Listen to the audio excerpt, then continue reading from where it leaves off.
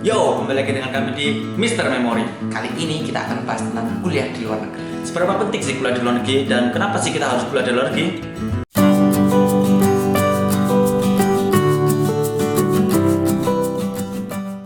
Video ini tidak bertujuan untuk saling menjatuhkan dan menjelek-jelekan kampus tertentu baik di dalam dan di luar negeri, melainkan untuk mencari sudut pandang dari berbagai pihak. Bicara soal kuliah di luar negeri akan jadi isu sensitif karena buat apa sih susah-susah kuliah di luar negeri? Nanti di Indonesia juga nggak jadi apa-apa. Buat apa sih waktu di luar negeri? Mending langsung kuliah di dalam negeri, langsung berkontribusi untuk Indonesia. Paling mau kerja di luar negeri aja, nggak balik ke Indo. Oke. Pertama-tama kita harus membahas tentang kuliah. Sebenarnya apa sih definisi dari kuliah? Menurut Kamus Besar Bahasa Indonesia, kuliah adalah serangkaian kegiatan belajar di salah satu instansi atau perguruan tinggi baik yang ada di Indonesia maupun di luar negeri. Jadi nggak ada batasan regional. Lalu sebenarnya apa sih tujuan kita kuliah? Mungkin untuk beberapa orang bakalan berbeda definisi tujuan kuliah. Tapi secara umum tujuan kuliah bisa dibedakan menjadi yang pertama adalah ilmu, dua adalah pengalaman, tiga adalah ijazah, dan yang keempat adalah link atau relasi atau teman. Mungkin ada beberapa pendapat orang lain, tapi secara umum bisa kita kelompokkan menjadi 4 tujuan besar tadi. Jadi, berdasarkan poin-poin tersebut, memang nggak ada keharusan kita untuk kuliah di luar negeri. Lalu, buat apa sih kita kuliah di luar negeri? Langsung aja, kalau berdasarkan dari 4 poin tersebut, yang pertama adalah ilmu. Apa sih bedanya ilmu di luar negeri dan di dalam negeri? Kan ilmu itu sama aja di dalam atau di luar negeri. Ya, memang betul. Tapi ada sebuah fakta yang nyata, jika perkembangan ilmu pengetahuan itu adalah berbasis di luar negeri. Masa sih? Mau bukti? Yang pertama, pesawat. Yang kedua, mobil. Yang ketiga, internet, komputer. Semua produk-produk ini adalah produk dari luar negeri. Itu kan dulu. Oke, yang terbaru. Yang pertama adalah teknologi nuklir. Yang kedua adalah autonomous vehicle. Semuanya sedang dikembangkan di luar negeri. Tapi bukan itu poinnya. Bukannya kita mau menjudge bangsa sendiri, tapi justru karena ilmu di luar negeri itu berkembangnya lebih cepat, makanya kita harus bersegera untuk mengejar ketertinggalan itu agar kita bisa dapat starting point yang sama, sehingga kita bisa selangkah lebih maju dari bangsa-bangsa lainnya. Yang kedua adalah pengalaman. Emang beda kuliah di dalam negeri dengan di luar negeri?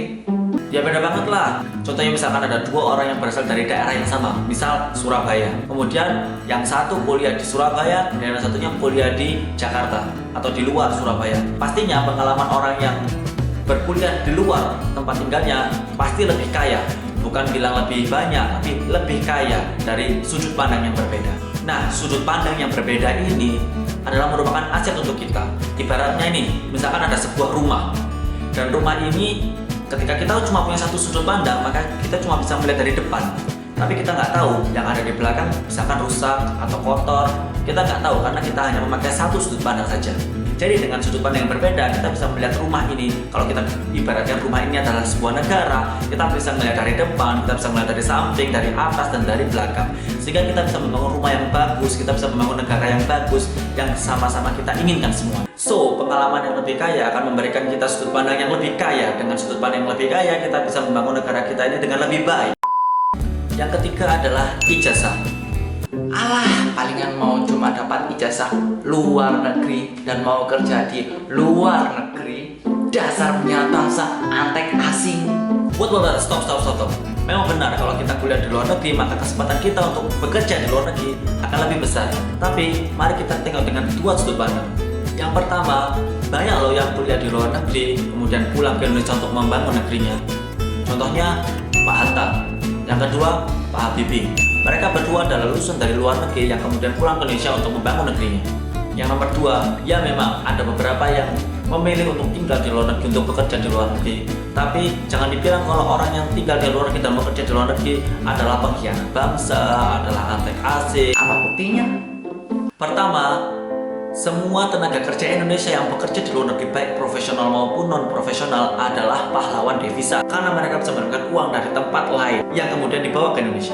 Yang kedua, meski tinggal di luar negeri tapi rasa nasionalisnya tidak kalah loh dengan orang-orang yang ada di Indonesia. Buktinya adalah memangnya kalau ada orang luar negeri yang menghina bangsa kita, apa kalian bisa langsung protes ke mereka? Apa kalian bisa membela bangsa kalian sendiri? setidaknya orang Indonesia yang ada di luar negeri itu bisa membela dan mempertahankan harga diri Indonesia secara langsung, baik melalui tindakan maupun ucapan. Jadi sah-sah aja kita mau ijazah dari luar negeri, mau kita pakai untuk di Indonesia maupun kita pakai di luar negeri, asalkan rasa nasionalis kita tidak hilang, itu sangat-sangat berguna untuk bangsa Indonesia. Syukur-syukur kita bisa kembali pulang ke Indonesia rame-rame untuk membangun bangsa kita sendiri. Yang keempat adalah link atau relasi atau teman. Sama halnya dengan pengalaman tadi, dengan kita berkuliah di luar negeri, maka link yang akan kita dapatkan akan lebih kaya. Bukan, belum tentu lebih banyak, tapi lebih kaya dan bervariasi. Alah, buat apa sih punya link yang lebih kaya? Yang pertama, link itu akan sangat penting karena di dunia ini, di zaman sekarang ini, link bisa menentukan jalur karirmu. Link bisa menentukan kehidupanmu di masa depan ataupun pekerjaan yang akan kamu lakukan. Contoh, misalkan kamu punya sebuah toko ataupun sebuah produk. Ketika kamu ingin menjual produkmu atau ingin memasarkan produkmu atau ingin mempromosikan produkmu, jalan pertama adalah mungkin kamu bisa promosi online atau kamu bisa promosi ke situs-situs periklanan. Tapi link adalah sangat penting karena dengan link kamu bisa menjual produkmu, kamu bisa bekerja sama dengan orang lain untuk mengembangkan produkmu.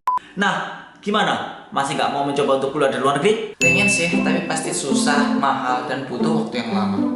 Memang semuanya harus serius karena kuliah di luar negeri itu susah, jadi kalian harus mempersiapkannya sangat-sangat matang. Lalu kalau soal mahal, saya rasa di zaman yang sekarang ini kuliah di luar negeri bisa menggunakan beasiswa. Karena sebenarnya banyak beasiswa-beasiswa yang ditawarkan oleh negara tujuan di luar negeri maupun dari Indonesia. Dan semuanya itu bisa kalian akses menggunakan internet. Karena di zaman yang penuh dengan informasi ini, kalian bisa aja tuh langsung search di Google beasiswa tahun 2018 atau beasiswa tahun 2019. Dengan seperti itu kalian bisa mendapatkan info-info terbaru tentang beasiswa. Dan dari info-info tersebut kalian bisa seleksi dan pilih beasiswa mana yang kalian inginkan. Dengan begitu kuliah menjadi lebih ringan. Mungkin pihak beasiswa akan memberikan sponsor full ataupun beasiswa parsial, tapi setidaknya itu bisa meringankan kalian dalam soal finansial. So, nggak ada lagi yang bisa ngalangin kalian untuk kuliah di luar negeri. Tetap semangat, jangan lupa berdoa. Arrivederci.